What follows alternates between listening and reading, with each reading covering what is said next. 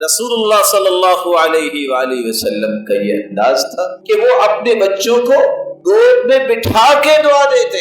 اسامہ بن زید رضی اللہ تعالی عنہ بیان کرتے رسول اللہ صلی اللہ علیہ وآلہ وسلم بچوں کے ساتھ کھیلا بھی کرتے. آج ہم سمجھتے ہیں کہ ہماری حیثیت اتنی بڑی ہو گئی ہے، میں بچوں کے ساتھ کھیلوں. اللہ کے رسول کائنات کی سب سے اعلیٰ ہستی، آپ اپنی زبان مبارک نکالتے سیدنا حسن و حسین کے لیے، وہ دوڑتے پکڑنے کے لیے، آپ پھر پیچھے ہٹ جاتے. آپ صلی اللہ علیہ وسلم جب آتے تو وہ کندھے پہ سوار ہو جاتے. یہ کتنی بڑی ہستی ہے. آپ سجدے میں گئے ہیں سیدنا حسن و حسین میں سے ایک، آپ کی کمر مبارک پہ بیٹھ کر آپ نے سجدہ لمبا کر دیا. سیدنا علی آئے ہیں اور دیکھا کہ سواری کتنی اچھی ہے، تو اللہ کے ساتھ مسکرا کے کہتے ہیں سوار بھی تو اچھا ہے. آپ صلی اللہ علیہ وآلہ وسلم بچوں کے ساتھ کھیلنا اور ان کو خوش کرنا، یہ امت کو آپ صلی اللہ علیہ وسلم نے سبق دیا ہے. آپ جب بھی سواری پہ بیٹھتے تو آپ اپنے بچے کو سواری پہ بٹھاتے، اس کو خوش کرتے. بلکہ جب بھی آپ کے پاس پھل آتا، صحابہ کی یہ بھی عادت تھی کہ جب بھی کوئی نیا پھل ہوتا نا، سب سے پہلے اللہ کے رسول کے پاس. آج گھر میں جو بڑا ہوتا ہے،